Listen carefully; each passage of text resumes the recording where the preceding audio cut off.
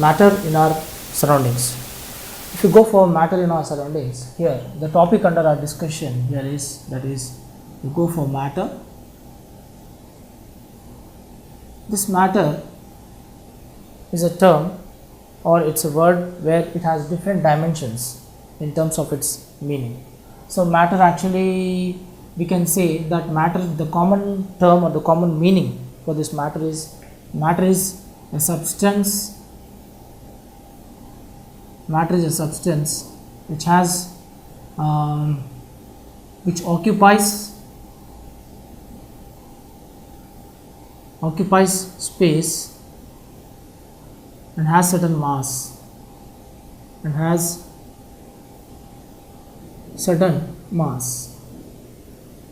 is the general meaning of matter. That is, anything which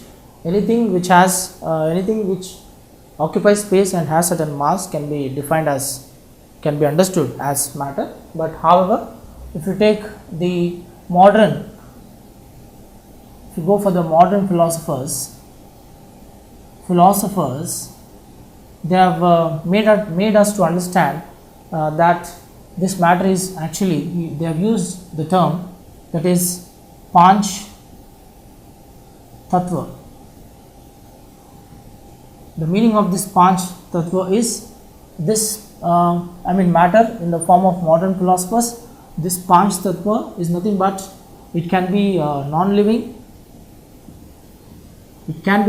or living, in the form of, it has 5 basic elements. In other words, the 5 basic elements of living or non-living, 5 basic elements, that is air, earth, sky, water. That is air, earth, sky, water, and the 5th element is, that is fire. So these are the 5 basic components of matter according to the modern day philosophers, here these are the 5 basic elements. These 5 basic elements in the form of air, in the form of earth, in the form of sky, water, and fire. This is according to the ancient philosophers. The matter is in the form of Panch Tattva, and it is in the form of living and non-living basic elements. The 5 basic elements we have already highlighted. Now go for, that is, the modern scientists. According to the modern scientists, the matter has a different meaning. They say that this matter is basically classified in the form of, based on the 2 properties of matter, that is, they have given the meaning of matter in terms of physical and chemical properties. Matter is actually made up of, based on the physical and chemical properties. Matter is actually made up of physical and chemical properties. If you go for physical properties, this matter is classified again into, that is, 3 types: solids, liquids, and gases.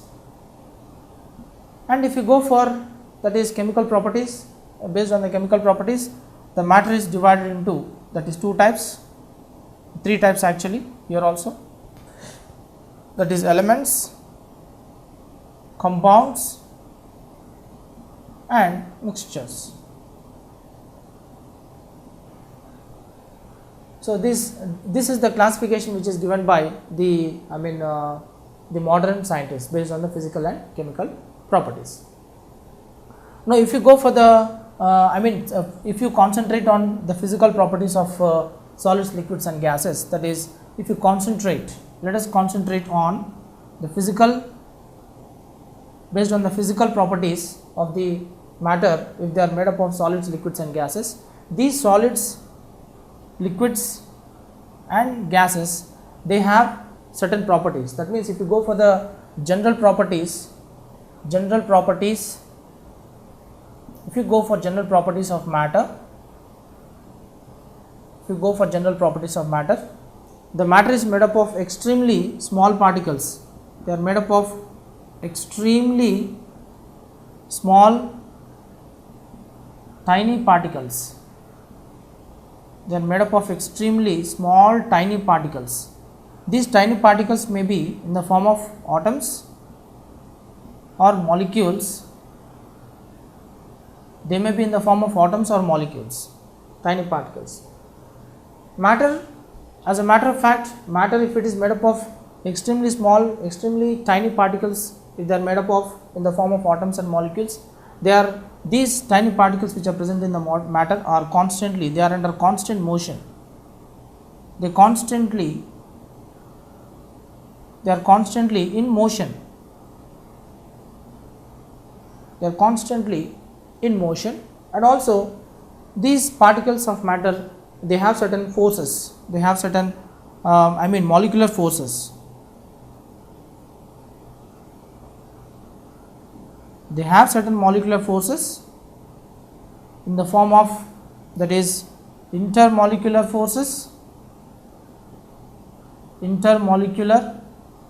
forces. Usually we call these intermolecular forces as attractive forces. And these particles of matter, they also show one more property, that is, they can show the property of, that is, diffusion. Diffusion, in short, we can call it as intermixing of particles against the gravity, intermixing of particles against the gravity. So this is these general properties of matter. From the general properties of matter, we can go into the actual significant properties of solids, liquids and gases. So here I will give you a small classification, that is, type of matter, then properties, physical properties in terms of, that is, volume, shape and mass. If you take, then we can take over here, that is, if we take over here, we go for physical properties, so here we can take three states of matter, that is, one is solids, we take solids, we take liquids, then you take, that is, gases. In solids, all solids, they have volume, shape and mass. They have volume, shape and mass. And if you go for liquids, they have volume but they do not have a specific shape. Of course, they have certain amount of mass. But if you go for the gases, neither they have volume, fixed volume, nor they have definite shape. They have no shape, no volume, but we can take, that is, they have certain amount of mass. So this is one simple illustration of how we can differentiate between solids, liquids and gases. So now let us go to the next part of the discussion. The topic goes like this: evidences of the characteristics of matter. So here the first important characteristic feature is, that is, matter is made up of tiny particles, tiny small particles. First property. Second is, they have intermolecular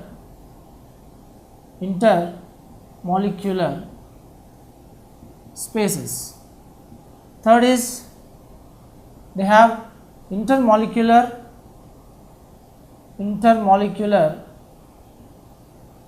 attractive forces.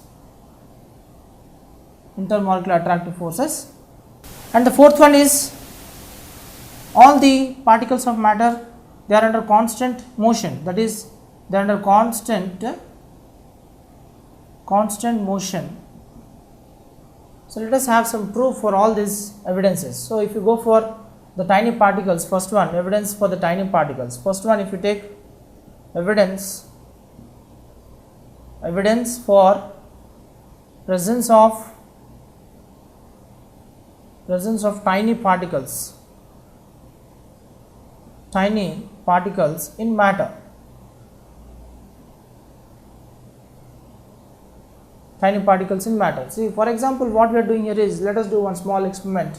Here I am taking a small beaker. In this beaker I am filling water up to the 3/4 of the level. This is water, 3/4 of the level, and here I am adding some 1 or 2 grams of the pellets of the crystalline bromine. You take bromine, or you can just add potassium permanganate, whatever. So I am just adding the potassium permanganate pellets like this. These are KMnO4 pellets, potassium permanganate pellets. These potassium permanganate pellets are reddish brown.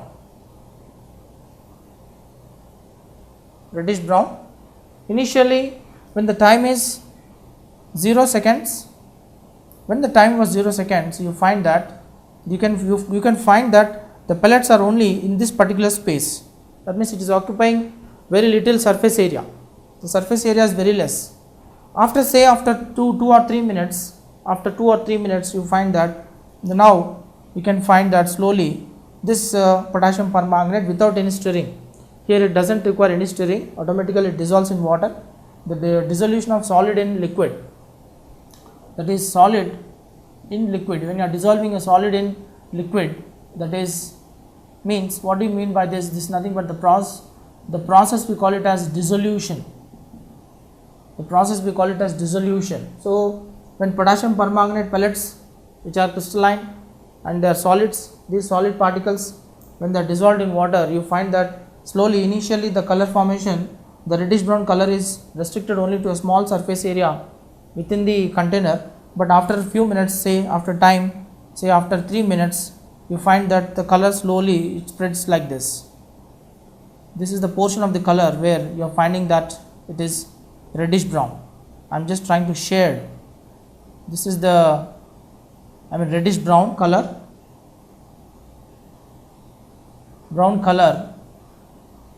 of KMnO4, potassium permanganate.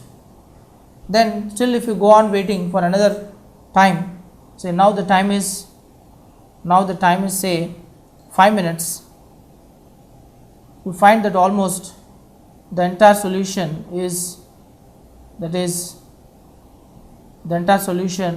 brown color.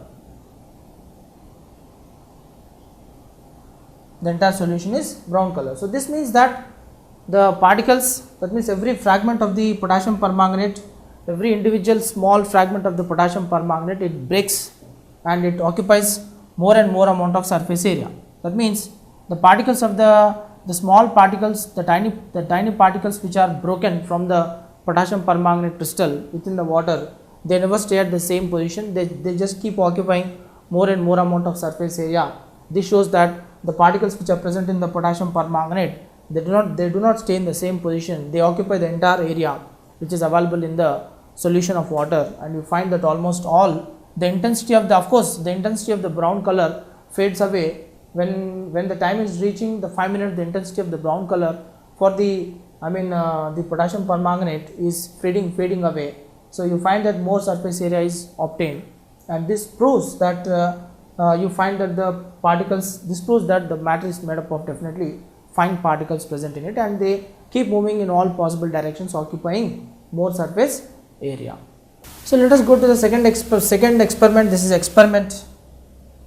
experiment 1, and now we are going for the experiment 2. If you go for the experiment 2, this is very easy. That is sugar dissolved in water. Actually, initially you take a beaker and you fill water in this, and in this water you add a small amount of sugar. This is the sugar you are trying to add, and this is water, and compulsory stirring is required. You take a small glass rod. This is the glass rod. this glass rod is subjected to, that is stirring. So if you go for stirring, then after few minutes, say here t is equal to 0 seconds, here when t is equal to 5 minutes, you find that now you can find that the particles of the sugar, you can see the water, it becomes homogeneous. Right now sugar is about to dissolve in water, that's why here this component we call it as, this is a solution, no doubt, it is a solution, but this solution is heterogeneous, two different phases. Solid is not yet dissolving in water, but once the sugar is able to completely dissolve in water, you find that all the sugar molecules, they are completely uniformly distributed and the solution almost becomes transparent like this. Finally, after t is equal to say 5 minutes or 7 minutes, you find that the solution almost becomes transparent.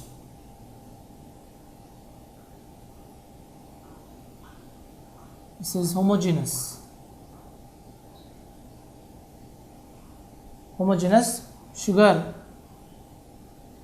So here the solution becomes homogeneous, this solution is homogeneous, sugar mixes completely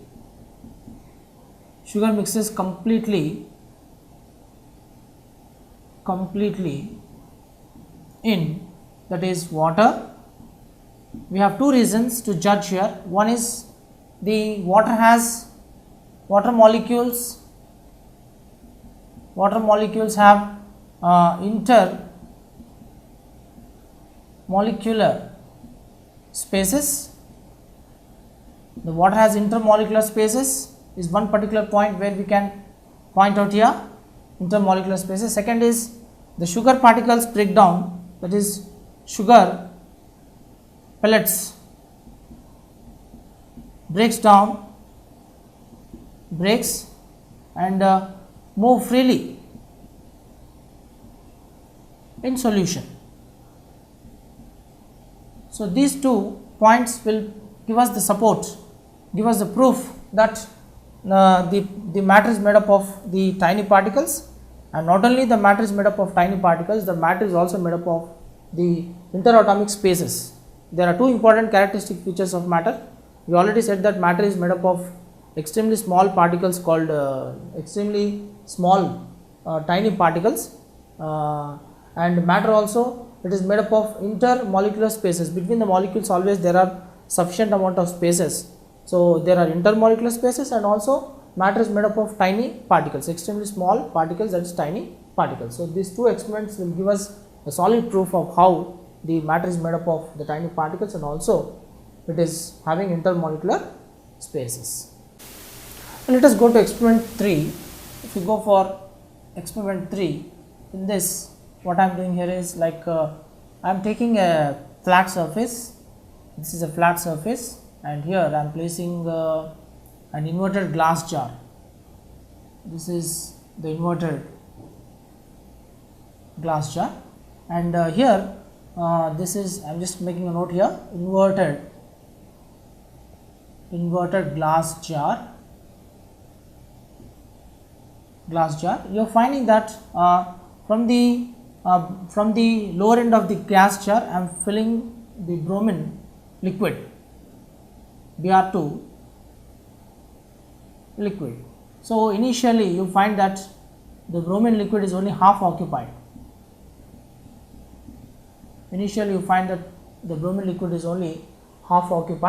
Here Br2 is bromine liquid, it is a liquid non-metal,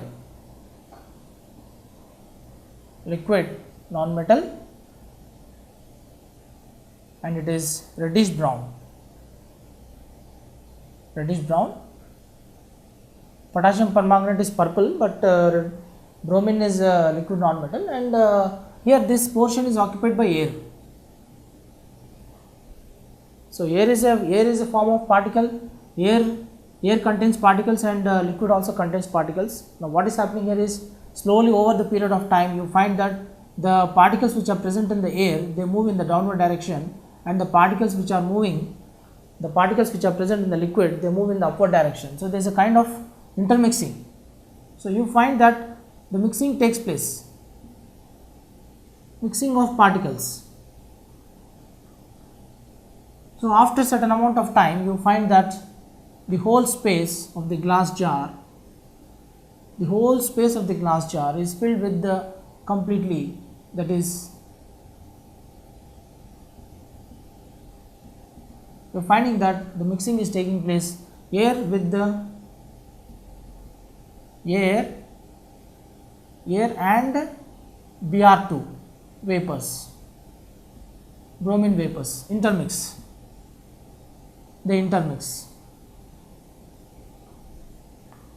So because of this, what we are able to observe, what is the conclusion we can make?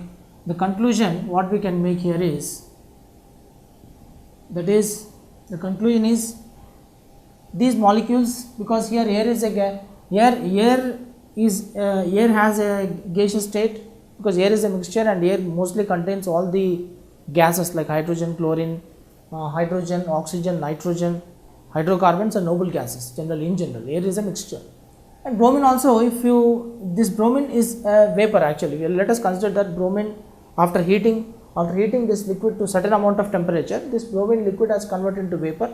Now the gases which are present in the air and the bromine vapors, both of them, they have the easy tendency of moving from one position to another position. So the conclusion what we can make here is, the particles of matter, the particles of air and bromine vapors are in constant motion, which is nothing but one of the most important characteristic feature of air.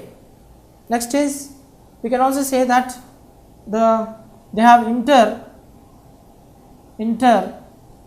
intermolecular spaces. That is the reason they can mix with each other. They have intermolecular spaces, and that is why they can mix with each other. So therefore, mixing of gases occurs. This is nothing but, indirectly we are speaking about diffusion. Intermixing of gases against the gravity in the form of homogeneous mixture, we can call it as diffusion.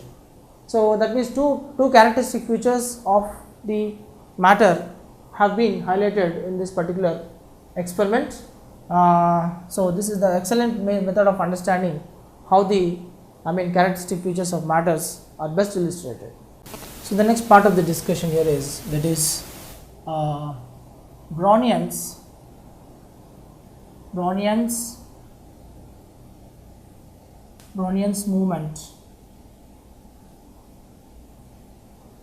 movement of particles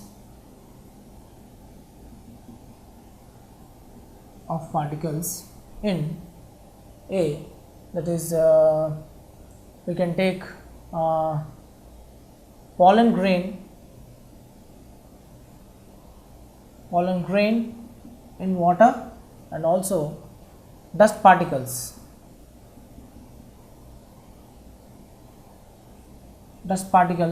in air.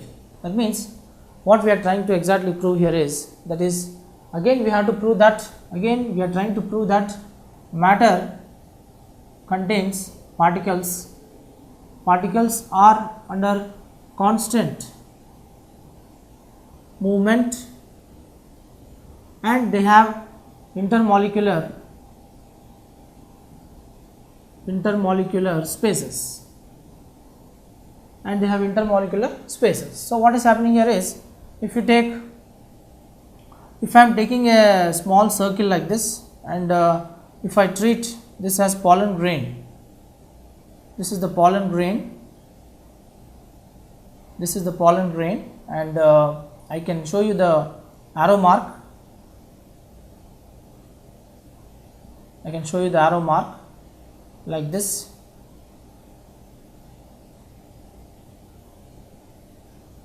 because there should be a random movement. And you can see that the rest of the empty space which is available, this empty space is nothing but these are the water molecules. These are the water molecules. These water molecules are invisible. They are invisible, and you can see that these are the pollen grain. Pollen grain in zigzag movement. Zigzag movement. So, what we are noticing here is like if you are taking a small beaker, you are taking a small vessel. In this vessel, you are filling water, and you are adding a small quantity of the pollen grain. If you are adding small quantity of pollen grain, this pollen grains are the particles which are present, and these particles, they move randomly in all possible directions like this. Randomly they move in all possible directions. This is called the random movement. Random movement of the pollen grain. So, what is happening here is, that is the forces which are responsible. How do you define the Brownian's movement? Take the Brownian's movement now. Take the Brownian's movement. That is random movement of pollen grain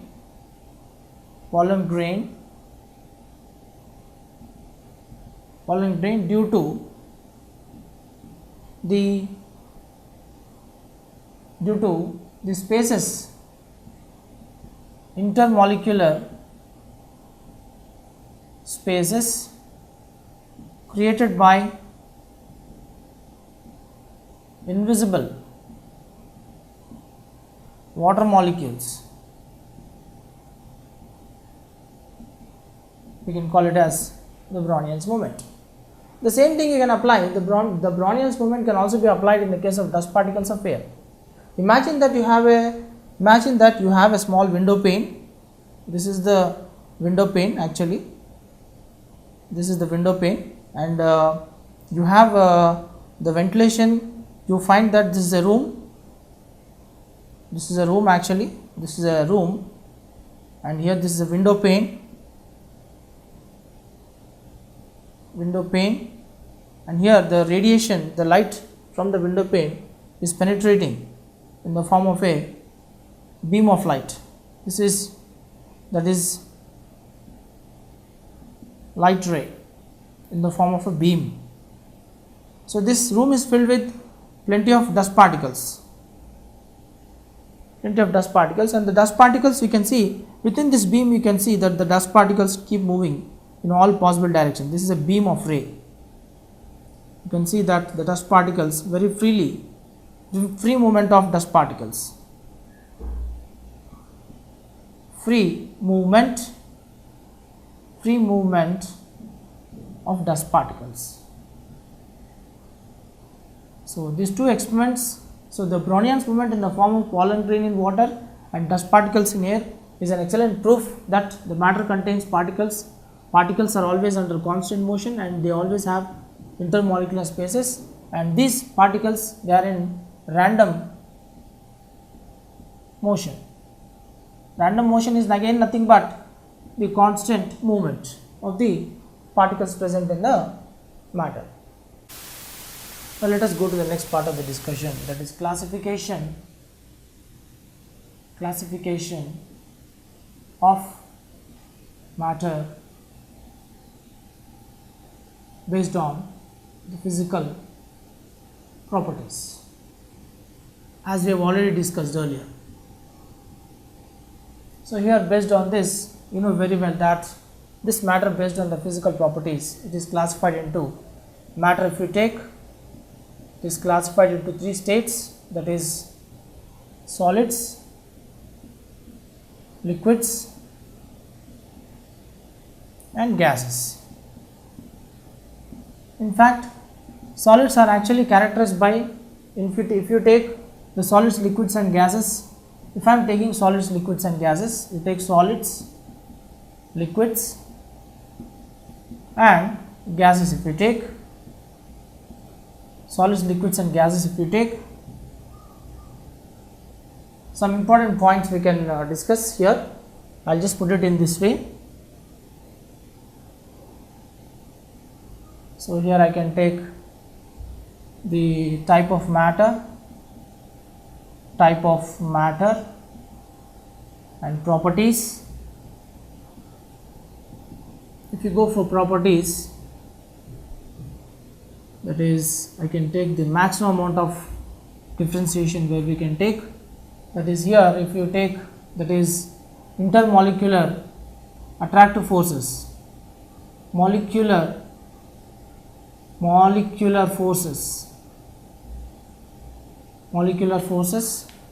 then rigidity,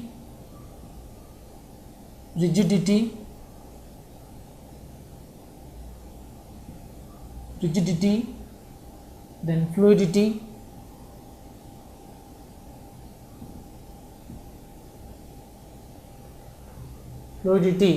then shape, and we can also take, that is the volume. If you take, as already we have discussed, in solids, if you take, molecular forces are very strong, the molecular forces are very stronger or strongest we can say. Then rigidity, if you take, yes, there is no fluidity, yes, all solids have certain shape and they have certain volume. If you go for liquids, the molecular forces are not as strong, they are less stronger, that is less stronger, or you can say moderate. Liquids do not have the property of rigidity, but yes, they have the fluidity. And if you go for shape, they occupy the depends on the container, the shape of the container, depends on the shape of the container. It has the shape, but it depends on the shape of the container. And also if you take liquids, they do not have any specific volume. And if you go for gases, the intermolecular forces, the intermolecular attractive forces are very weak. They are very weak, they do not have any rigidity, but they have fluidity. And the shape again depends on the shape of the container. And if you take volume, they do not have any specific volume. Of course, you can also add, that is one more property, that is I am adding on the left side. If I add one more, that is compressibility. If you take compressibility, if I take compressibility, if I take, yes, you can take type of matter. In this compressibility, if you take for solids, no, they cannot be compressed. Liquids also, they cannot be compressed so easily, but gases, they can be compressed. So basing on this table, we can do number of experiments. And before going to the different experiments, let us define rigidity, and also let us define, that is fluidity.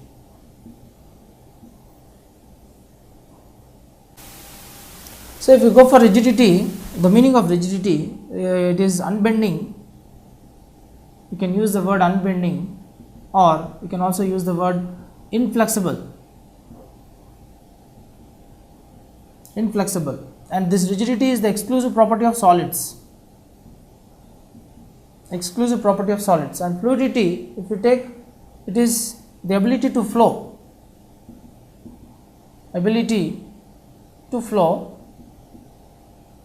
But this ability to flow depends on the flow requires a container. That flow also requires a container or certain kind of source. So what I would like to say here is, suppose you take a stone, and you take milk, and you take chlorine gas, chlorine gas. If you take milk is a solid, so it is rigid. So here if you take stone, milk and chlorine gas, if you take stone, it's a solid and it has a property of rigidity. If stone is a solid, if it is rigidity, what do you mean by that? The rigidity of a solid in terms of matter is nothing but the ability for that solid to unbend. We cannot bend the solid as we like, how we do it in the case of that is the bendable solids. For example, if you take a rubber, it is bendable and it is flexible, because there the intermolecular forces, they give plenty of gaps in the solid. It's an exception actually. Let us say it's an exception. This solid is it's very hard. You can also say it is hard and also stiff. You can also use one more word, stiff. So there are two types of solids. When you say solids, they are of two types. One is when I say hard, and we have to use one more word, soft. So if you take soft, there are soft solids and there are hard solids.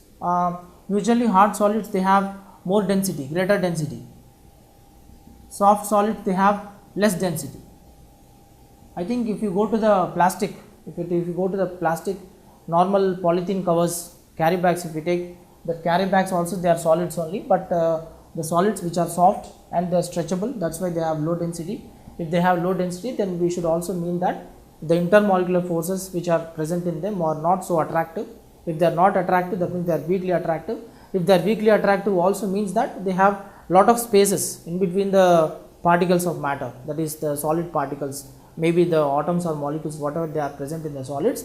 These molecules in the solids, they try to create sufficient amount of spaces, that is gaps. So because of that gaps, the molecules or atoms which are present in the solids, they can slide against each other, they can slide against one another. That will result in the softness and also lesser density, and that's the reason we can say that such solids, we can call it as soft. But if you take a stone, yes, you cannot do all that mechanism in solids, because solids are definitely rigid. If they are rigid, they have negligible amount of intermolecular spaces. If they have negligible amount of intermolecular spaces, this also means that they are hard and stiff, and that's the reason we can say that they are having higher density. Now go back to the milk. Milk is a fluid. So when I say fluid, yes, this milk has a free flow of the liquid, that is free flow liquid. And if you take chlorine gas, of course you know very well that chlorine gas is pale yellow, that is chlorine, if you take that is you can take pale yellow or sometimes greenish yellow. Then yes, it is also having the chlorine is a gas, yes, it is also fluid. In fact, both the liquids and solids, milk is a liquid and chlorine is a gas. So liquid and gas, both of them, they are that is fluids, let us say. This is what you have to keep it in your mind. So it's a fluid, and if it is fluid, then it has you can see that chlorine does not have, because chlorine is a gas, it does not have a defined surface, no defined surface. It does not have a defined surface. But whereas if you take liquid, it can have defined surface. Defined surface is present in the case of liquids. And for solids, it doesn't need any defined surface, because it can just exist on any plane area. So this is how we can differentiate between the rigidity and fluidity, and this is how we can discuss about the various properties of the solids, liquids and gases. Next part of the discussion is examples of solids, liquids and gases. If we take, let us have some random discussion on the examples of solids, liquids and gases. If you want to take solids, examples of solids, if you take solids in the language of chemistry, when you say solids, in general we say all metals, in general they are solids, all metals are solids. Then examples, you can take examples of all solids. Sodium is a metal, then magnesium is a metal, then copper, it's a metal, manganese is a metal, cobalt is a metal, chromium is a metal, zinc is also a metal. But of course there are some exceptions, and all metals, if they are solids, then there is an exception. Exception to this is, that is mercury. Mercury symbol is Hg. It is a liquid non-metal, liquid metal, sorry, it's a liquid metal. Mercury is a liquid metal. This is an exception. And other than these metals, you can take wood, okay, table, a plank, chair, and so on. All this comes under the examples of solid. If you go for liquids, in general, if you take, that is liquids, usually we take non-metals. Okay, if you take liquids, there are some specific examples where we can take for liquids, that is not in terms of non-metals, but you can take general examples, like you can take water is a liquid, ammonia is a liquid. Then you can take all organic solvents,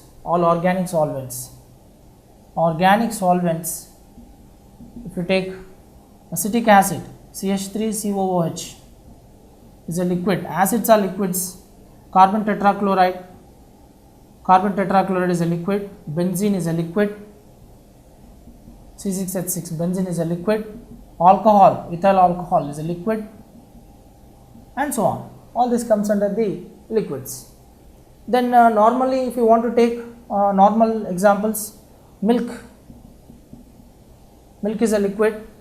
Then you can take all emulsions. Emulsions are liquids. Then likewise, you can take number of examples. In the case of liquids, you can take as many number of examples as possible. So this comes under the liquids, and there is an exception here. If you go for exception, if you take bromine, Br2, bromine is a liquid. Actually, it's a liquid non-metal. Usually all non-metals are gases, but liquid is a non-metal. So this is one example which you have to keep it in your mind. That is in the case of liquids. Now go for gases.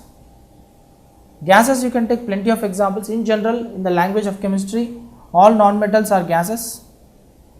Non-metals in general, they are all gases only. So if you take gases, then the examples of gases, plenty of examples you can take for gases. H2 is a gas, O2 is a gas, He is a gas.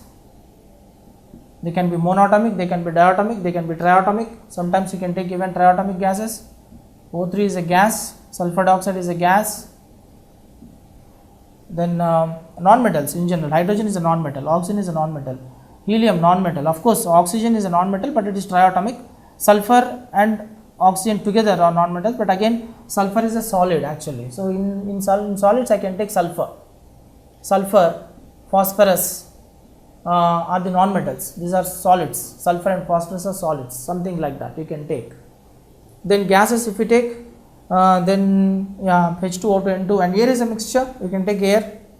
Air is a mixture. It's a mixture, and it contains, usually it contains that is O2, N2, carbon dioxide, mixture of noble gases.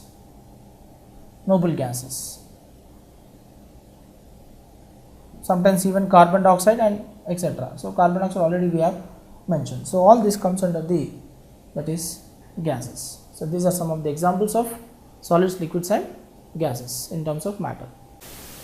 Let us have a discussion about why solids, liquids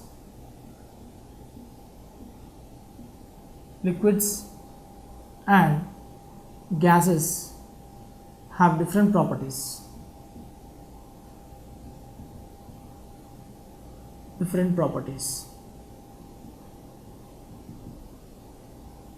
Because we are using the word specifically different properties, I would like to come to the conclusion that whether you take matter, I'll put it in complete shortcut. You take matter, matter is made up of matter is made up of, that is solids, liquids, and they are made up of gases. The solids, liquids and gases, in fact they depend on some specific parameters, like as already I told you, the solids, liquids and gases, they depends on some of the properties, like they have some important properties.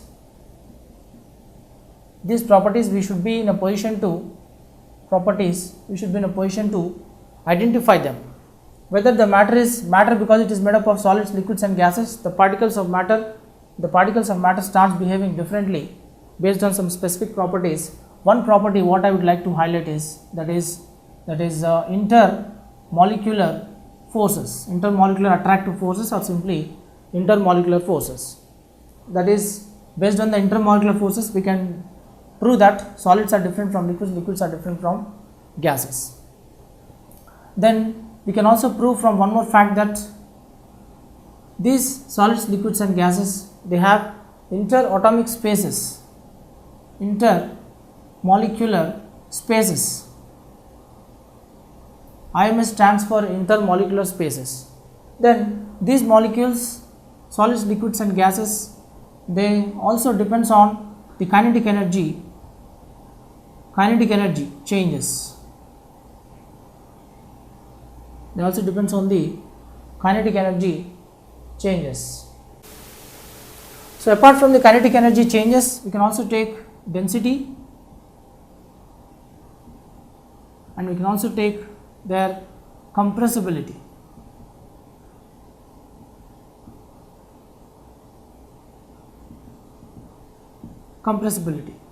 So what I am trying to highlight here is, if you take these properties, if you are taking these properties of solids, liquids and gases, what I am noticing here is, for example, you take solids.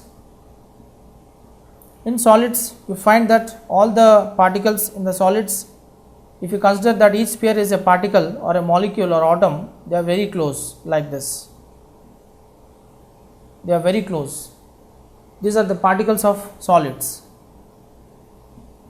Particles are very close.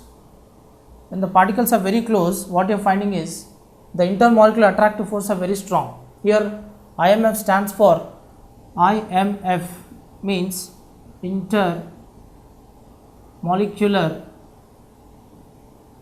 forces. Intermolecular forces. Intermolecular, I can use one more word, that is attractive. Intermolecular attractive force. And when I say IMS, intermolecular spaces. Intermolecular spaces. So please keep this point in your mind. From the diagram it is very clear that you can see that the spaces are very less. You can see little amount of space in between the molecules, between the two molecules. You can see that there is a very less space available. This is the space which I am trying to show. This is very little space. In fact the space, the intermolecular space, this space is sometimes also called as lattice, that is interstitial lattice we call it as. Of course the word lattice is applicable only for the crystalline solids like copper sulfate, copper, zinc sulfate, something like that. So that means what you are noticing here is, in solids the intermolecular attractive force are very strong. That is, I can just show like this. You go for solids, that is strong intermolecular attractive forces, then weak intermolecular spaces. Then coming back to kinetic energy, because all the particles are in the form of molecules or atoms, they are very closely packed, they have very low kinetic energy. Even if you supply the kinetic energy, when you heat depends on temperature depends on kinetic energy in turn depends upon the speed of the molecules.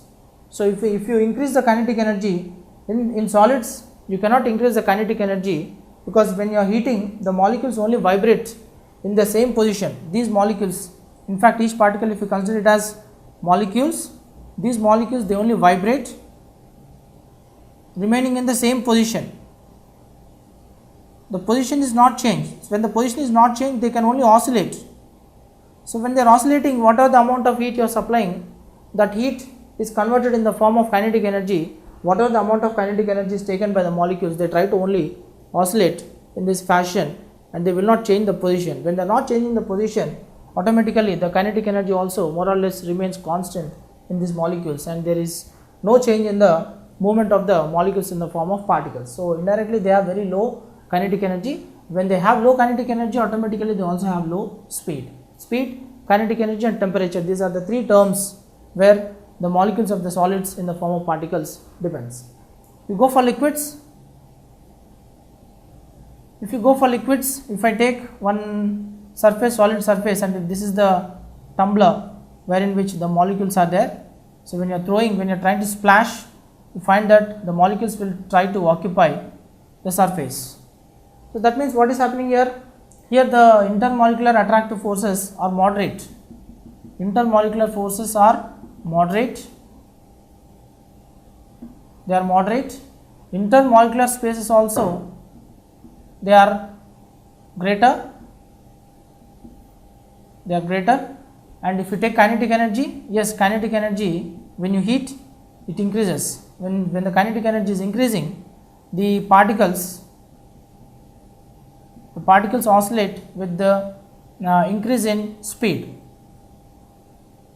So therefore you find that the molecules start moving randomly in all possible directions. So you can find there is a difference. You can find some difference between the intermolecular attractive forces and intermolecular spaces between solids and liquids. If you go for gases, on the other hand, if you go for gases, yes, if you think that this is filled with some gas or some perfume gas, the gases will try to escape from the container. The gases are moving out of the container. So for gases, if you take, that is intermolecular negligible, I can say negligible intermolecular forces are there, and they have, that is intermolecular spaces, large intermolecular spaces are available, and they have high kinetic energy, and hence they have high speed, and hence they show the property of diffusion. So this is how we can show the differences between the different properties between the solids, liquids and gases in matter. So the next part of the discussion is change in, that is physical changes in states of matter.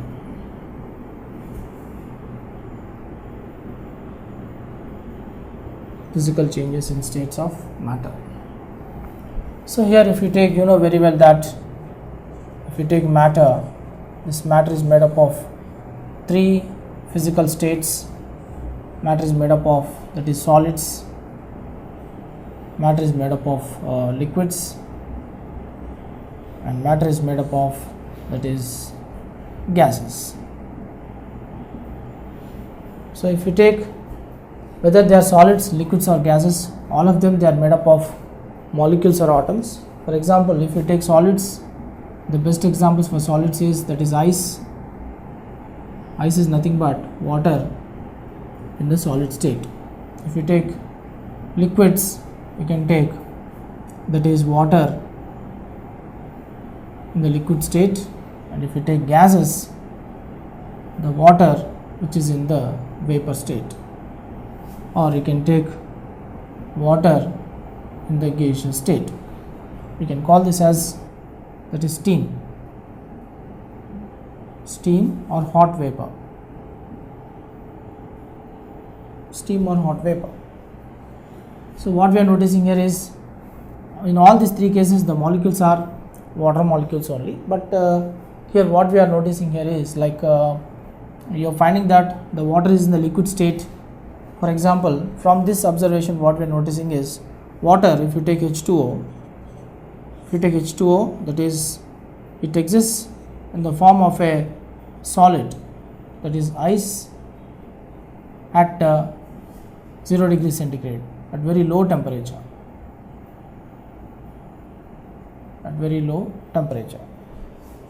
Water can exist in the form of liquid at room temperature, that is at say 25 degrees centigrade to 30 degrees Celsius. 25 degrees centigrade to 30 degrees Celsius is the room temperature if water is existing as a liquid. Then water in the form of gas, if you take, that is, it exists as a gas at high temperature, at around, say, that is 100 degrees centigrade. That means you are able to find that there is a certain amount of variation in the temperature. Water, when it is in the solid state, it is at 0 degrees centigrade. Water in the liquid state, it is at 25 degrees centigrade to 30 degrees centigrade. Then water in the gaseous state, it is at high temperature, that is at 100 degrees centigrade. So what I am noticing here is, from this observation we can come to one simple conclusion, that means not only temperature, here the change in the physical state. So physical change in the states of matter, actually it is governed by two factors. There are two important factors. One factor is, that is, temperature changes, and the other one is, that is, pressure changes. So here what we are noticing here is, like, after understanding the three states of matter in the form of solids, liquids and gases, and it is interesting to note that here water, it is existing in all three states of matter, that is solids, liquids and gases. So in this scenario we have to come across three important conversions. One is the conversion taking place based on the factors, that is temperature changes and pressure changes. We can, particularly if you go for temperature change, what you are noticing is there are three conversions. Whenever solids, they get converted to liquids, when a solid is getting converted to liquid, then we call it as, that is, solid can get converted to liquid, and liquid gets converted to vapors, and here solids getting converted to, that is we can take gases or vapors. So what you are noticing here is, when solids are converted to liquids, in order to convert the solid into liquid, it's just like conversion of a solid into liquid is associated with the melting point, and conversion of the liquid to vapor is boiling point. Conversion of the liquids into vapors is boiling point, and the conversion of the solids to gases, we call it as, it doesn't have any specific nature, but it may involve the melting point as well as boiling point. It involves the melting point as well as boiling point. So something like, you can take, when solids are converted into liquids, we can use the term, that is, because solids are converted into liquids, we call it as, here, because melting point involves the heat changes. When heat changes are taking place, then the temperature changes also will take place. When heat changes and temperature changes, both of them, they are involved in the conversion of the matter, that is solid molecules, into liquid molecules. Here we have to use a thermodynamic parameter, that is enthalpy change. The heat changes taking place in a given molecule of a solid to liquid molecules involves the thermodynamic parameter, that is enthalpy change. So here, when solids are converted to liquids, we use the symbol enthalpy change of fusion. We call this as enthalpy change of fusion or enthalpy of fusion. Then similarly, when liquids are converted into vapor, we call this as enthalpy of vaporization, delta H of VAP, change of vaporization. And when solids are converted to gases, this is, that is enthalpy change of sublimation, enthalpy change of sublimation. And here in all these cases you are finding that the energy in the form of heat is utilized, so that's why all are endothermic in nature. So I mean to say, again I am highlighting here, delta H of FUS is nothing but enthalpy change of fusion, enthalpy change of fusion, that is solid to liquid. Then you go for enthalpy change, delta H, enthalpy change of VAP, that is enthalpy change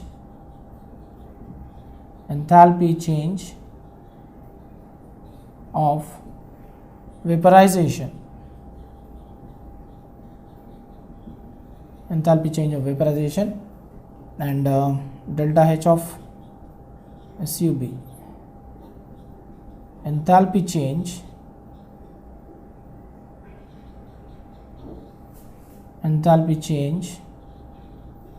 of sublimation.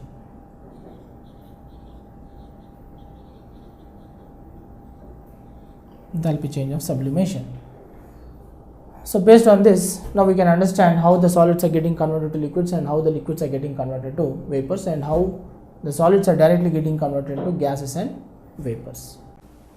So the next part of the discussion here is, that is latent heat. So when you go for latent heat, it is nothing but the amount of heat supplied,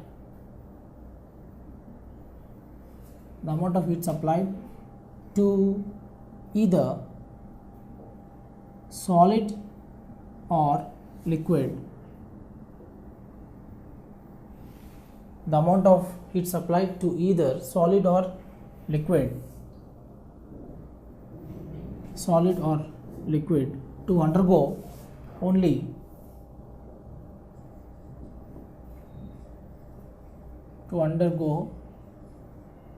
a physical change,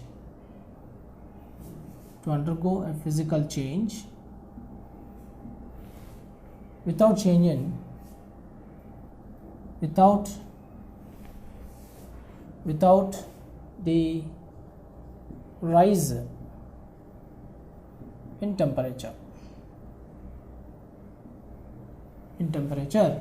We simply call it as latent heat. What is happening here is, this word without in order to undergo physical change, this is a particular word which you have to catch, and we are very particular that there is no change in the rise in temperature. We are under the wrong perception that whenever you try to supply certain amount of heat to a given solid, then there will be increase in the temperature. Because of that, there is increase in the heat. When there is increase in the heat, there is increase in temperature. When there is increase in temperature, there is increase in kinetic energy of the molecules. We are under such perception, but it is not so. Actually, what is happening here is, if you want to give justification for the statement of latent heat, what you can do is you take a small plate like this, and you take a piece of ice. This is an ice cube. So if you go to the this is a plate, and this is ice cube, and you know very well that ice cube is made up of, imagine that if this is the ice cube, all the molecules are very close like this. These are the molecules which are present in the ice cubes.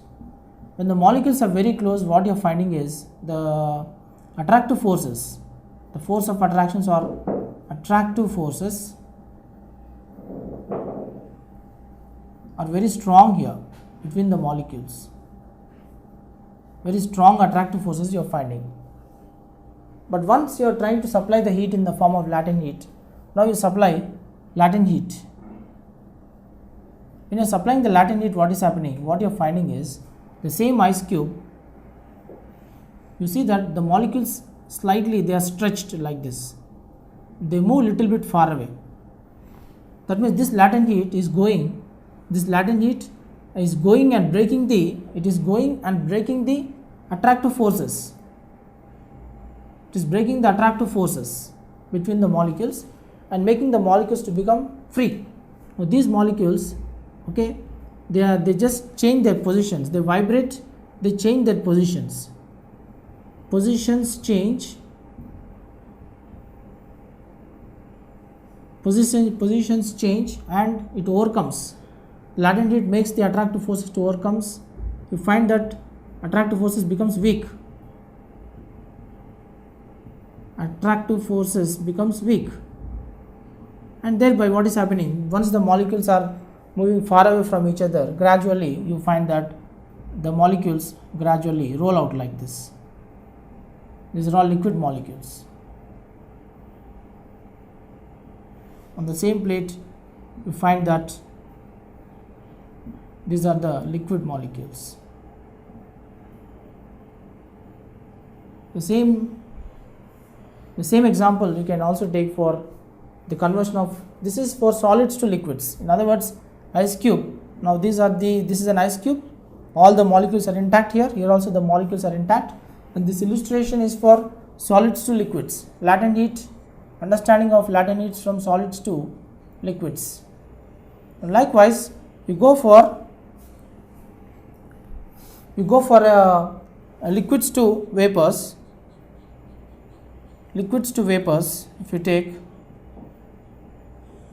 liquids to vapors, if you take, you can apply the same definition for liquids to vapors also. Now what I am doing here is I am trying to take a small beaker. Here I am filling up some amount of liquid, water which is liquid, and here I am taking a Bunsen burner. It's a Bunsen burner. It's a burner. So that means the heat is transmitted. The heat from the Bunsen burner is transmitted into the liquid, and because the heat is transmitted, what is happening? You find that as you're trying to, in fact, you can take what you can do is you can take some ice cubes in the vessel, or directly you can take liquid also. If you take liquid, initially you find that the temperature keeps on rising.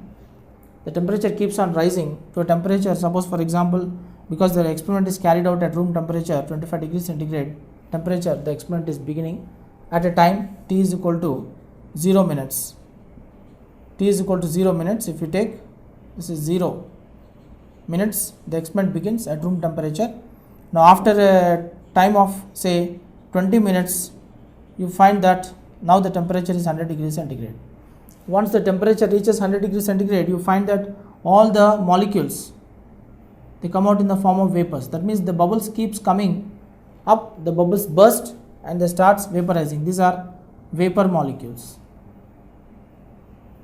Now beyond this temperature, once the vapor molecules are bursting on the surface of the liquid, and once the vapor molecule starts escaping, after acquiring 100 degrees centigrade, still whatever the amount of heat you are going to spend, whatever the amount of heat from the Bunsen burner, if you are going to send it into the vessel which is containing liquid, the temperature will not rise, because at that particular stage you find that whatever the amount of heat you are supplying, you find that there is no more increase in the temperature remains constant. So exactly at that particular point you are finding that all the liquid molecules are getting converted to, that is vapor molecules, and that is the point we call it as the boiling point. So that's why here we can say that at 100 degrees centigrade, exactly at 100 degrees, I mean to say exactly at 100 degrees centigrade, all the molecules, all the liquids, they starts bursting into, that is vapors. At this particular temperature, the attractive forces in molecules break, attractive forces in molecules break, and you find that all the liquid molecules are getting converted to, that is vapor molecules. So here also what you have to notice is when the liquids are getting converted to vapors, you find that there is no rise in temperature, the temperature remains constant, but only thing is that gradually all the liquid molecules, they change into the vapor molecules without continuously there is a rise in temperature. That rise in temperature is kept constant, and however you find that all the liquid molecules, they get converted into vapor molecules by overcoming the attractive forces. First, all the attractive forces which are present in the liquid molecules, they have to break, they have to overcome. So this latent heat what we are supplying for the liquid molecules is consumed, is meant, is utilized only for breaking the molecular attractive forces in the liquid molecules, such that all the liquid molecules, when they overcome the attractive forces, they get separated. Once they get separated, then all the liquid molecules, they start getting converted into vapor molecules. Once they start getting converted into vapor molecules, beyond the vapor molecules, then you can see that the temperature is almost 100 degrees centigrade. At this temperature, more and more number of liquid molecules gets converted into vapor molecules, and at this particular stage you find that all the attractive force in the molecules break and the vaporization process completed. So you should not get confused with the definition of latent heat. It is only meant to undergo a physical change in the matter component, but not the rise in temperature. So now let us discuss something about the types of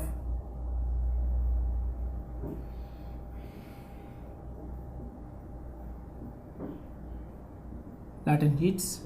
So in this we have two types. One is latent heat of fusion. Latent heat of fusion. When I say latent heat of fusion, one thing what you have to understand is you are converting a solid to a liquid. Imagine that when you are converting solid to a liquid, it also means that how do you define actually latent heat of fusion? So in the latent heat of fusion, the amount of heat, I can put it in this way, amount of heat required in joules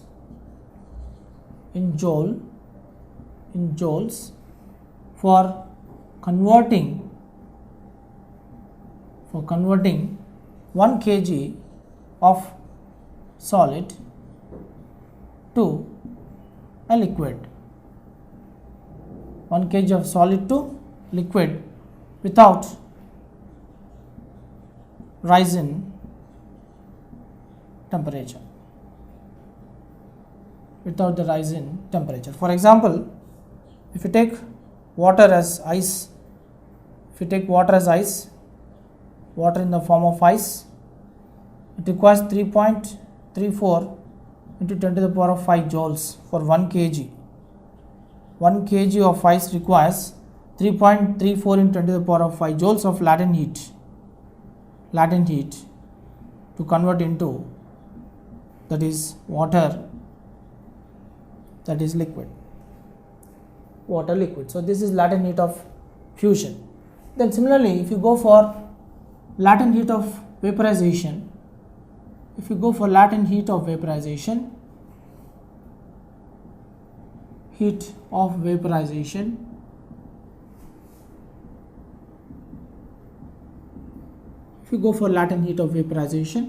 don't forget that latent heat of vaporization is converting a liquid to a solid. If it is converting liquid to a solid, then again here also amount of heat, the same definition or the same meaning you have to give for latent heat of vaporization also. Amount of heat required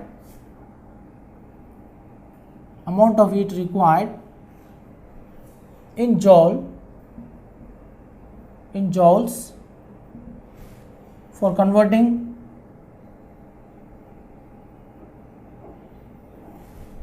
1 kg of liquid, or you can also say 1 liter of liquid, to gases or vapors without rise in temperature.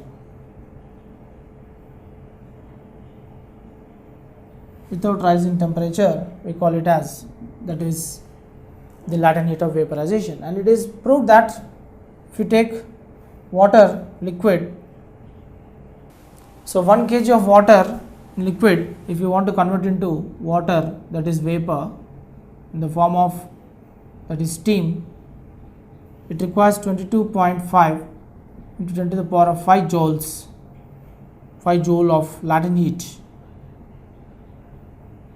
is required for converting, that is for converting the 1 kg of water in the liquid to that is vapor, because density of water is constant. So here one clarification what we have to understand here is, that is density of water is always constant, which is equal to 1 gram per milliliters. So already water we are considering it as 1 kg, we can convert 1 kg to 1 liter.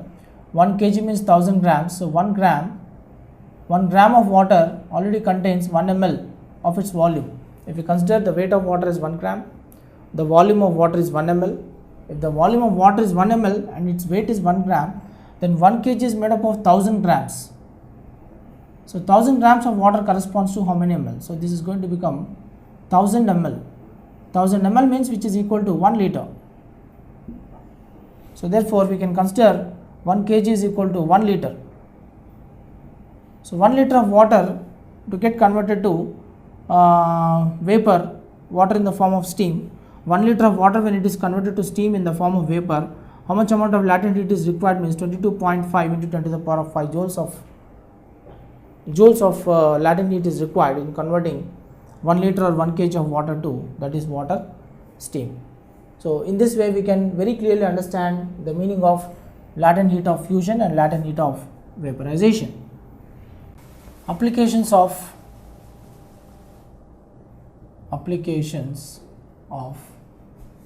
latent heat.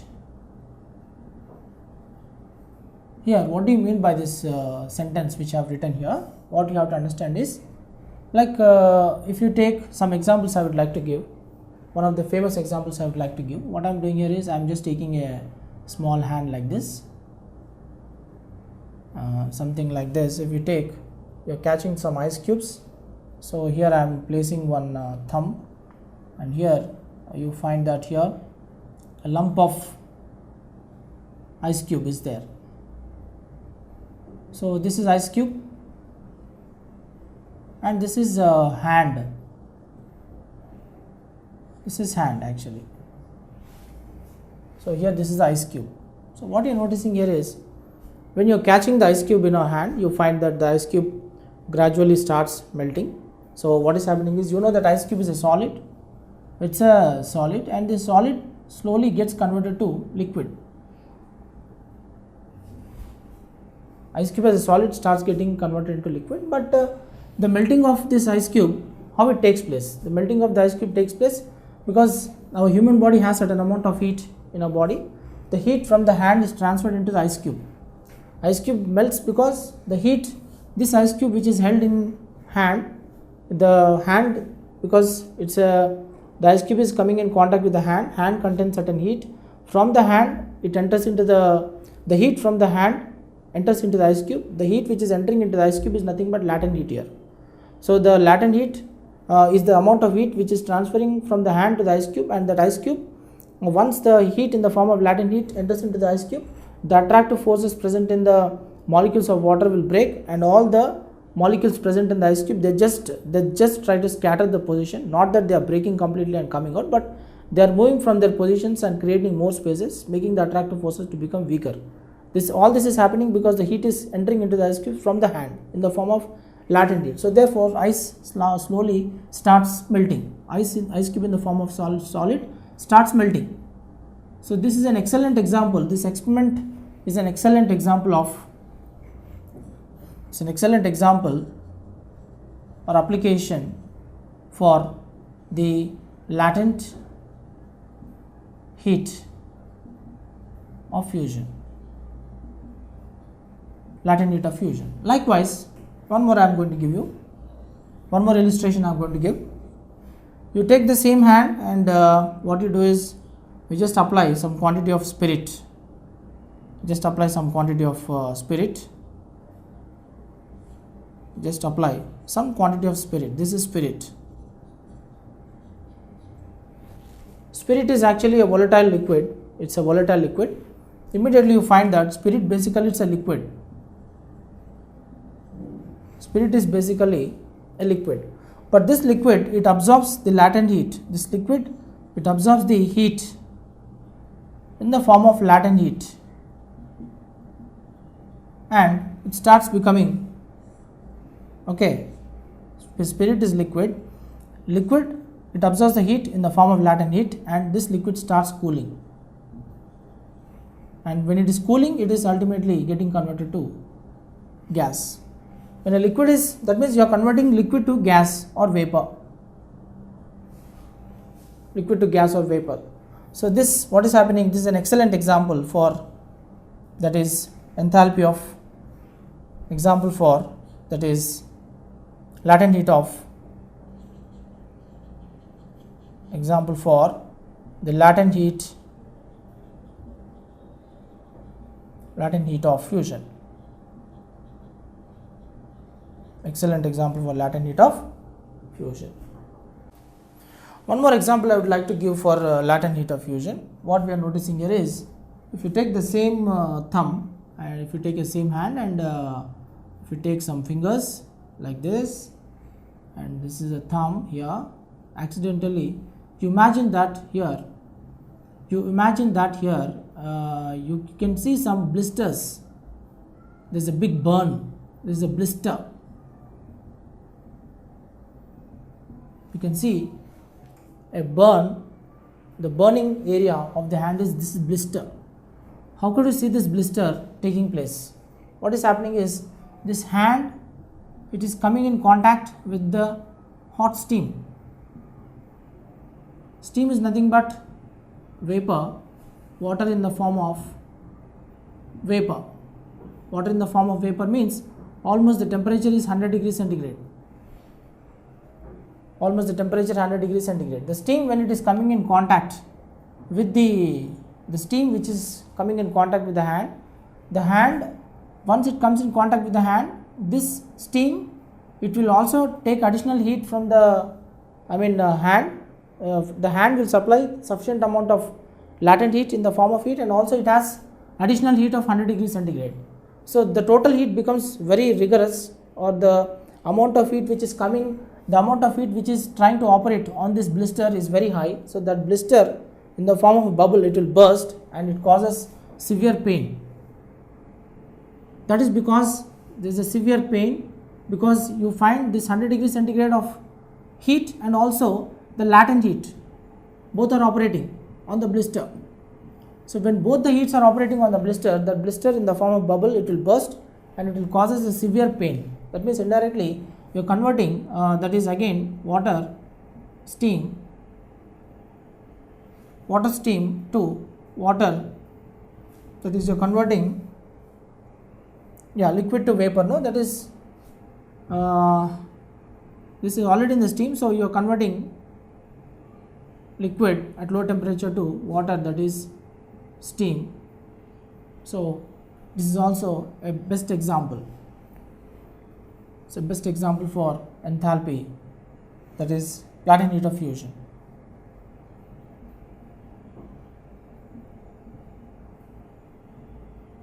Latent heat of fusion. So the third category here, if you take, that is third category, that is latent heat of sublimation, or you can use one more word, that is enthalpy of sublimation. So when you are using these two words, enthalpy, latent heat of sublimation or enthalpy of sublimation, what we have to understand here is, because you are using the word sublimation, what do you mean by sublimation here?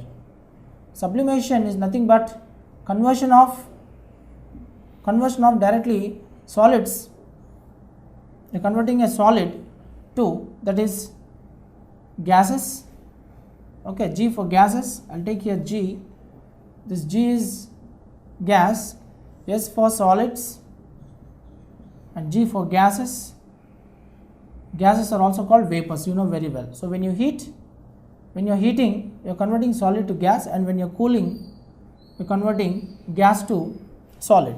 So conversion of solid to gas, solid to gas, conversion of solid to gas is that is sublimation. The process is sublimation. Of course, this is endothermic. Endothermic, the heat is absorbed, heat is gained. Again, when gases are converted to solids also, this is also sublimation, but this is exothermic, and here heat is lost. Heat is lost. So what we are noticing here is, where do we come across this kind of sublimation again? So the amount of latent heat, so here also latent heat is going to involve conversion of solids to gases or gases to solids. Again, it involves the latent heat. So when you say latent heat, again it is, this latent heat is the amount of heat which is required just to convert.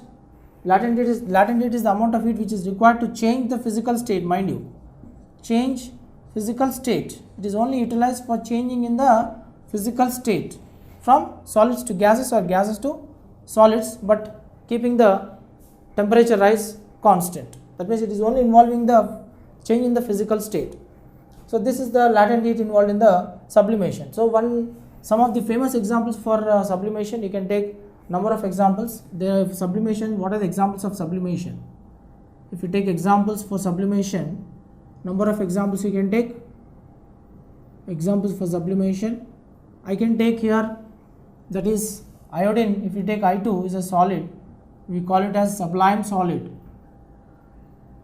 We call this as sublime solid. The I2, when it is iodine, when it is a solid, when it is subjected to sublimation, it becomes I2 vapor. Initially iodine, when it is solid, it is colorless, but when it is subjected to sublimation, it becomes violet vapors. It gives violet vapors, iodine, the best example of sublimation. Similarly, you go for carbon dioxide. Carbon dioxide solid, which is also called dry ice. This carbon dioxide solid in the form of dry ice, it is released. It creates a fog. When carbon dioxide solid, when it is subjected to sublimation, it becomes carbon dioxide gas. It creates a sort of fog. It's a white fog. We call this as artificial clouds on stages.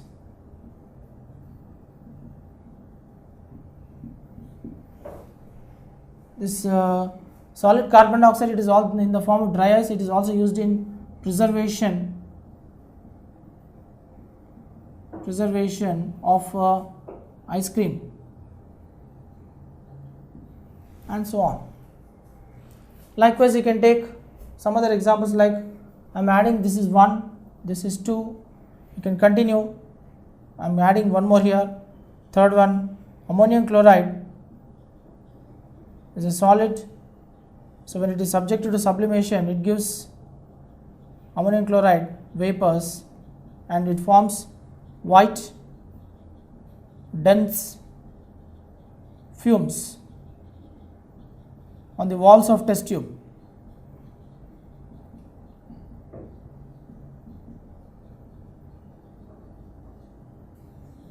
On the walls of test tube. Similarly, you can also add few more examples, like apart from this 3, I will add one more, that is you can take naphthalene balls are also the best examples. Naphthalene balls, they get directly converted into vapors. They are kept in the folds of cloths and they prevent the attack of any insects or any biological insects to spoil the clothes or the quality of the clothes. Also, we try to use the naphthalene balls. And naphthalene is nothing but an aromatic compound which contains 2 molecules of benzene, like this.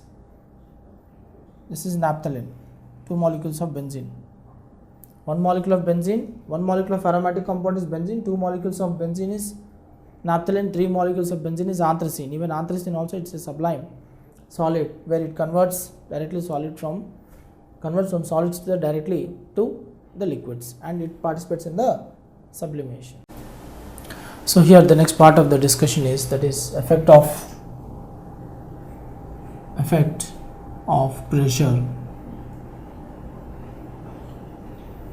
pressure on changes of states in matter. Changes of states in matter.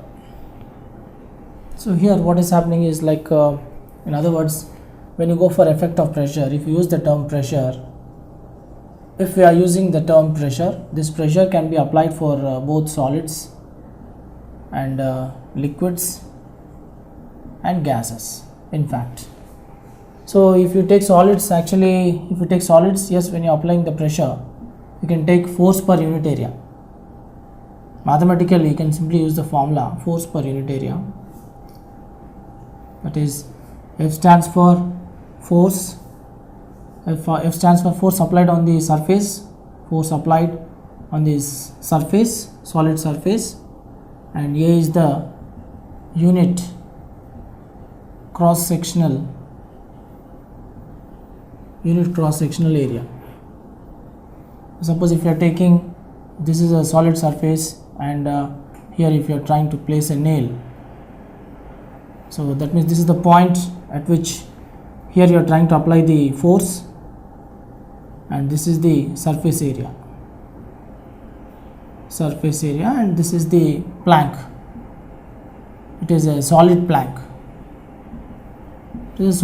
So this is how we generally use for solids. But if you go for liquids and gases, yes, particularly if you take in terms of gases, that is application of pressure effect. Let me put it in this way: pressure effect on gases. If we say something about pressure effect on gases, here gases have a property. If you go for gases, they have the property of compressibility. They are compressible, and they assume the shape of the container, you know very well, shape of container. And also in gases, the molecules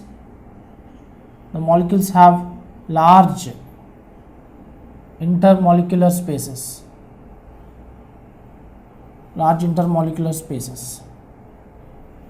So I mean to say, if you take pressure, actually suppose if you take a container, a long cylindrical container you take, and in this cylindrical container you try to fill, you take a piston, slidable piston you take, this is the piston, and here you try to fill some amount of gas. The gas is filled inside.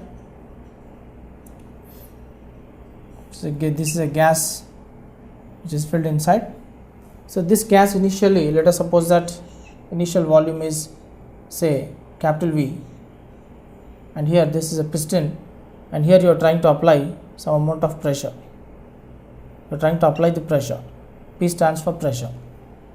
That means when you are increasing the pressure, when you are trying to take sufficient amount of quantity of gas in a closed container using a piston, when you are applying the pressure, this piston will try to move in the downward direction because of the increase in pressure.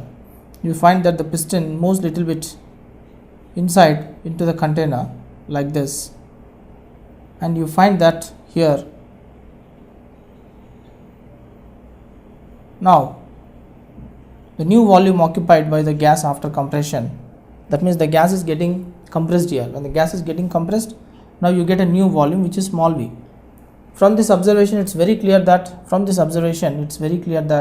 the new volume is lesser volume than that of the initial volume. If the initial volume is, say, 100 liters of gas is already there, now the small v is, say, that is 30.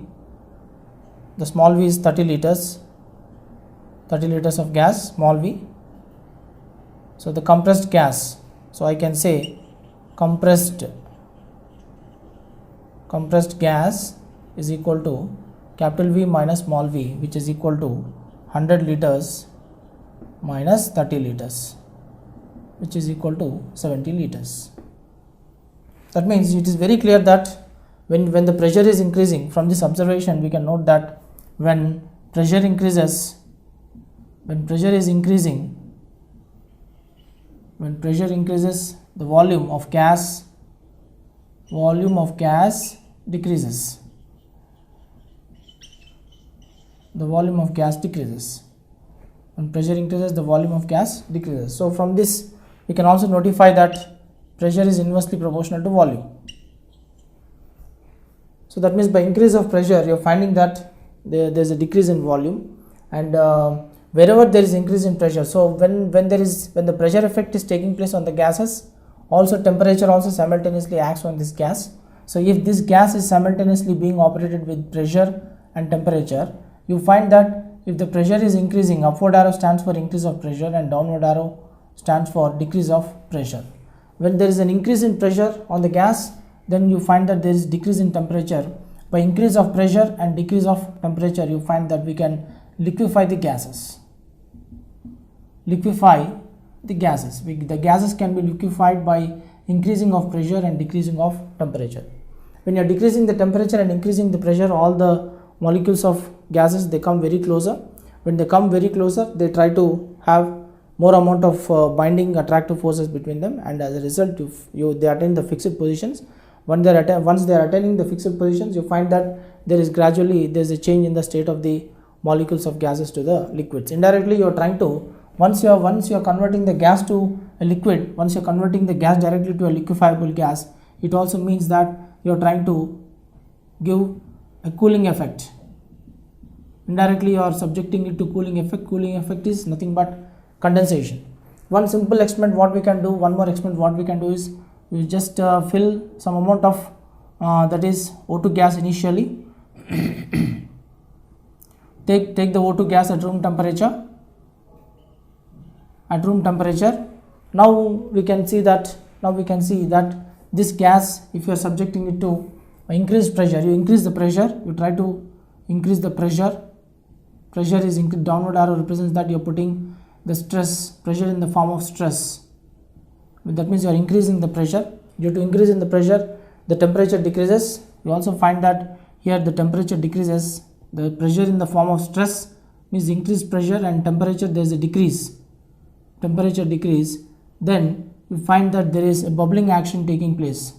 These O2 molecules, they just give all kind of bubbles like this, and you can also find that the oxygen gas, now it becomes a liquid, and once it becomes liquid it turns to pale blue color. So this means that the oxygen gas has been compressed. Compressed in such a way that by increasing the pressure and decreasing the temperature, all the gas molecules, now they are in the liquid state. Once it is in the liquid state, this oxygen gas, right now in the liquefied oxygen gas, it turns from colorless position to the pale blue color. So it is very clear from this experiment that there is a change in the physical state from the gaseous state to the liquid state. Once it is subjected to liquefaction, that is, it is giving cooling effect. When cooling effect is taking place, you find that there is also change in the color of the oxygen gas. So all gases can be subjected to cooling effect, that is, can be brought to the liquid state by the condition of condensation or cooling effect, by increase in pressure and decrease in temperature. So the next part of the discussion here is, that is, evaporation.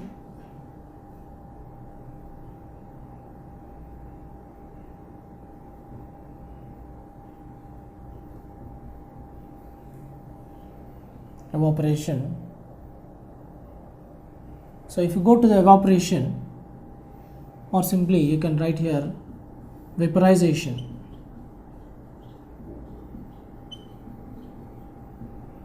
Go to the vaporization. So you can just what is the meaning of evaporation? If you go for evaporation, if you go for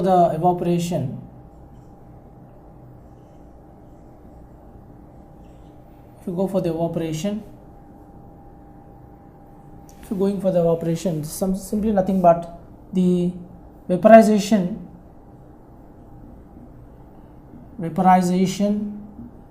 of liquid molecules, vaporization of liquid molecules,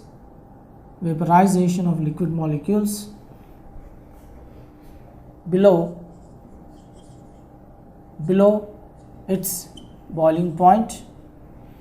Is simply called as evaporation, or you can also define it in another way: escape of gas molecules,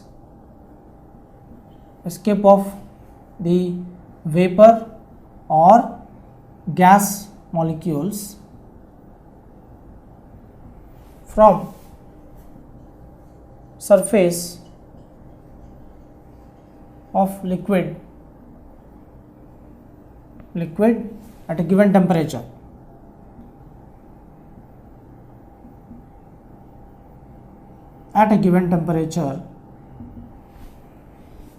Escape of vapor molecules or gas molecules from the surface of liquid at a given temperature can be called as evaporation, or simply vaporization of the liquid molecules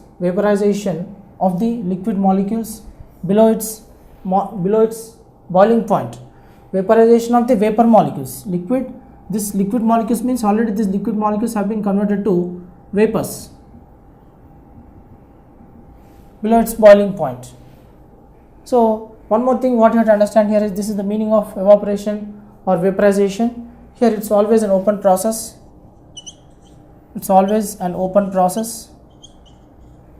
And it is irreversible. Vaporization is always irreversible. Point number 2. Point number 3. What are the factors in which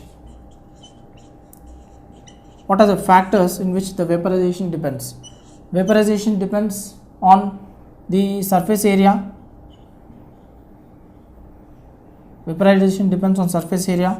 It depends on temperature.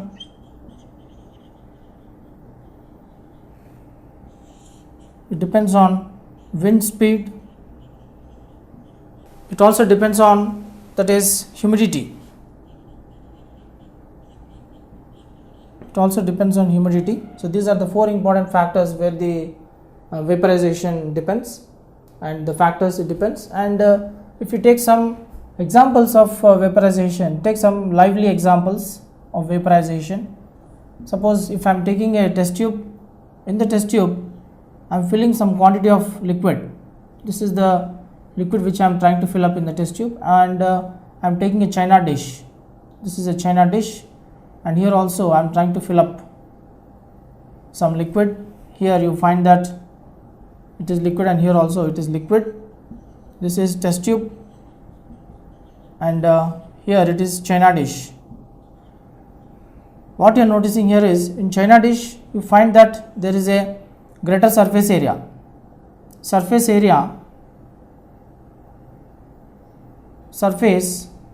area is more. Here surface area is less. In the case of test tube. So here the vaporization is more. Here you can find that the vaporization is more in the case of the china dish because of more surface area, and here in the test tube the surface area is less. And similarly you can take number of examples apart from that. The first example, second, that is wet roads. During rainy season, wet roads gets dried up faster because of greater surface area.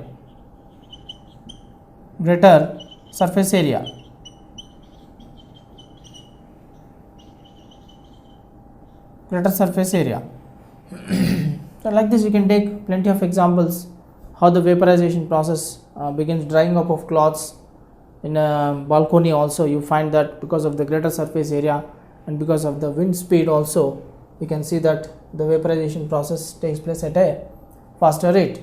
Then here if you take particularly the effect of temperature, so this surface area already we have mentioned, and now if you go for temperature, how does the temperature affect the vaporization? Actually you take a container or a vessel and you fill some water in this. and here you find that these water molecules, all the molecules of water, they are present in the bulk of the liquid. The molecules present in the bulk of liquid, the molecules present in the bulk of liquid. Then once you start supplying some amount of heat, take a source of heat, take a burner, Bunsen burner, and here you find that here the heat is supplied. Once the heat is supplied, you find that all the molecules present in the liquid, they overcome the molecular attractive forces. When they overcome the molecular attractive forces, these molecules, they vibrate and they oscillate, and they also gain sufficient amount of kinetic energy. The molecules are in random motion. They move from the bulk of the liquid to the surface of the liquid. Once they reach the surface of the liquid, they gain sufficient amount of kinetic energy. Kinetic energy is going to increase. By increasing of kinetic energy, the molecules reaches the surface. This is the surface area. So the molecules almost reach the surface area. Once they are reaching the surface area, then these molecules, they burst, and the vapors from the bubbles of the liquid, once they burst, they become vapors, and when they become vapors, they escape into the atmosphere in the form of vapors.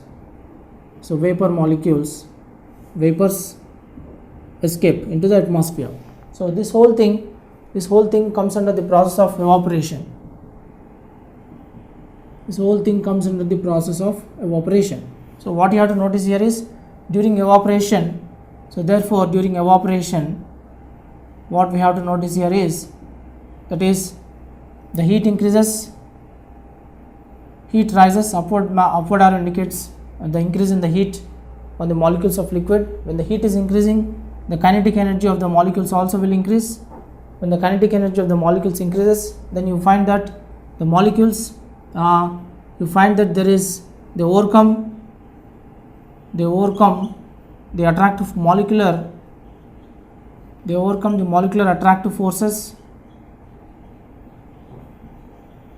and once they overcome the molecular attractive forces, they vibrate, oscillate, reaches the surface, and they escape into the atmospheres. So all this mechanism comes under the evaporation.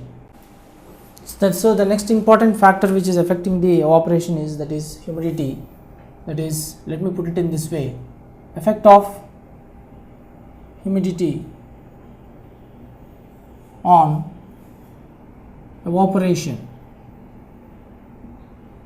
Effect of humidity on evaporation. So first of all, when you go for humidity, what do you mean by humidity? It's simply nothing but the amount of water vapor,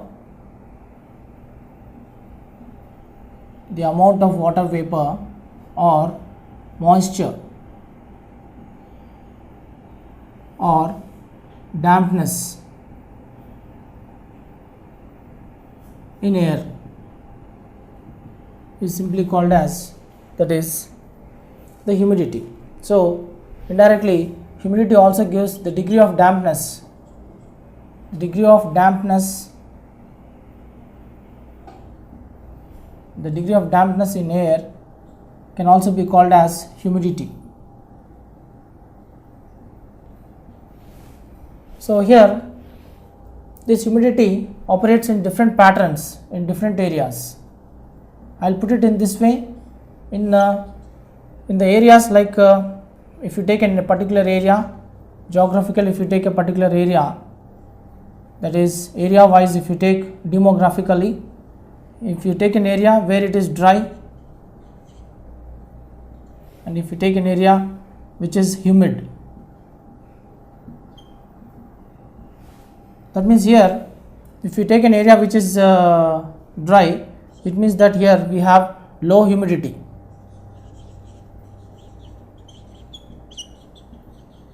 Low humidity takes place. When low humidity takes place, then evaporation is quicker, and dryness is fast, and cooling occurs. So weather is comfortable, that means weather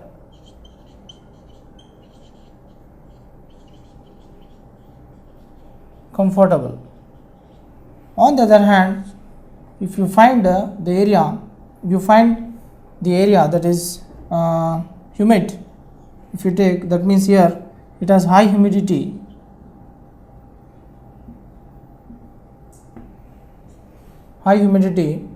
evaporation is less, evaporation is less, dryness is low, that means it becomes muggy. Such condition we call it as muggy, and that is cooling is low. So therefore you find that indirectly we can also say sultriness increases, and that results in the uncomfortable weather, and you find such kind of conditions. These conditions you find mostly in coastal areas like South Karnataka particularly is a place where you find this, and dry place you can find in terrain region, Deccan plateaus like Telangana, particularly Hyderabad is a wonderful atmosphere where you find this kind of conditions. So coastal areas are very common to show this kind of character. So, and this ultimately it is giving us information about the evaporation, because in the case of dry humidity, when the humidity is dry, the evaporation is more. When the humidity is less, the evaporation is also less. So that means lesser is the humidity, more is the evaporation, then more is the humidity, lesser is the evaporation, and this is how the atmospheric changes, the weather changes also takes place depending upon the area to area, and this is how indirectly it is affecting the process of evaporation. So here the next part of the discussion is, that is extensive classification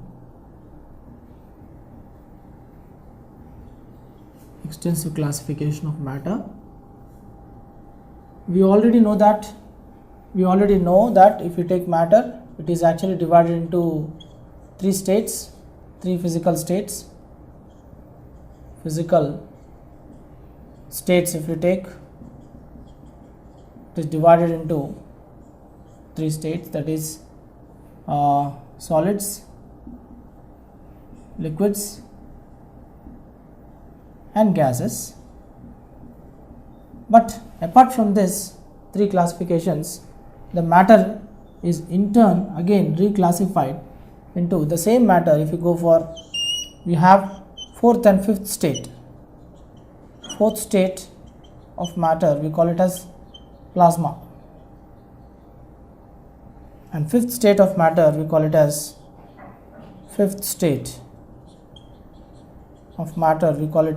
that is Bose-Einstein condensate. This is BEC, expand this, Bose-Einstein condensate. So Bose-Einstein condensate is the fifth state of matter. So coming back to plasma, what we need to understand here is, this plasma is nothing but simply in simple terms what I say is a glowing radiant light. In simple terms I'll put it in this way: plasma is simply nothing but glowing radiant light of different colors.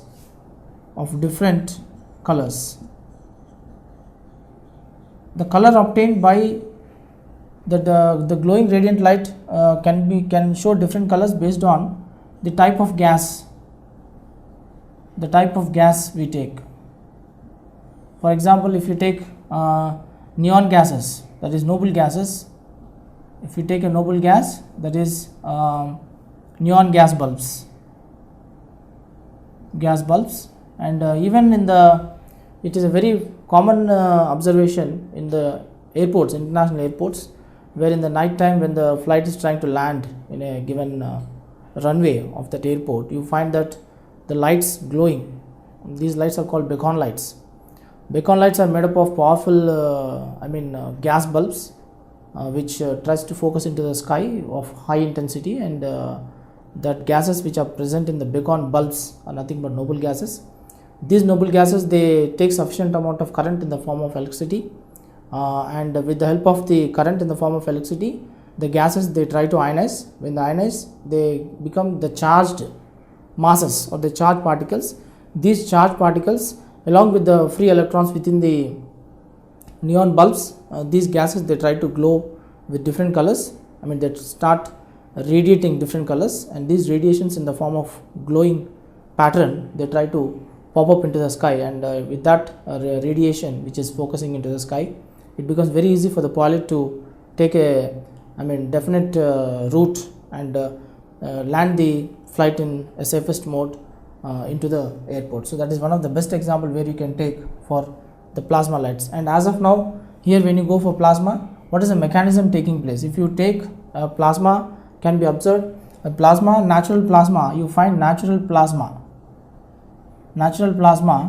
is observed in the sun and stars. The energy which is coming out from the sun and stars is called stellar energy. You know very well that sun is a fireball, it's a hot fireball, and star, if you take, it's much smaller sized pint object when you see through the naked eye. But what you find is, you find that the temperature, this is a star and this is sun, but you find that here in the star the temperature is much more higher than the sun because of the smaller size look. So I can say that in star the temperature is almost 10 to the power of 7 million degrees Celsius temperature will be operating within the star, and because of such a high temperature, whatever the gases are present in the stars, these gases, they start ionizing, and when they ionize, you find that there is a sort of repulsion taking place between the charged particles. Because of the repulsions, you find that the radiant energy starts glowing, and that radiant energy comes out, and you find that automatically you can find this plasma state. The glow, the twinkling of the star and the shining of the sun and twinkling of the stars, both of them are cases of plasma effect taking place in them. That's because the radiation coming out from the sun and the glowing of the star, both are nothing but cases of plasma. Now if you go for synthetic plasma effect, synthetic plasma can be observed in glow sign boards.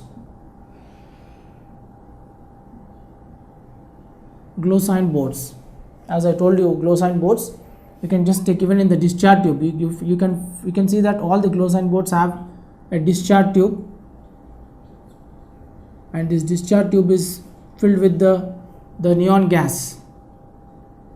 This neon gas will try to ionize,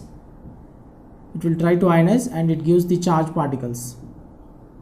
It ionizes and gives charged particles, and as a result the plasma is developed. Go for Bose-Einstein condensate. Here also what we are doing is, we are taking the gas, we take a particular gas. Here when you go for Bose-Einstein condensate, you take a gas and you subject the gas to a cooling effect at extremely lowest temperature,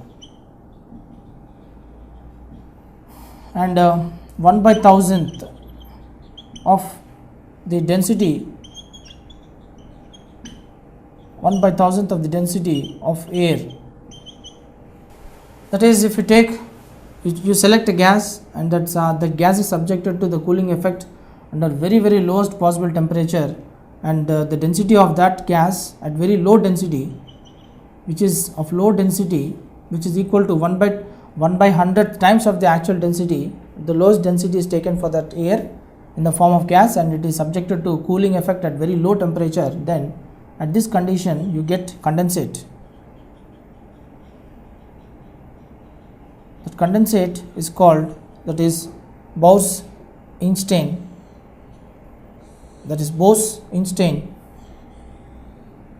Bose-Einstein condensate. In shortcut, we call it as BEC.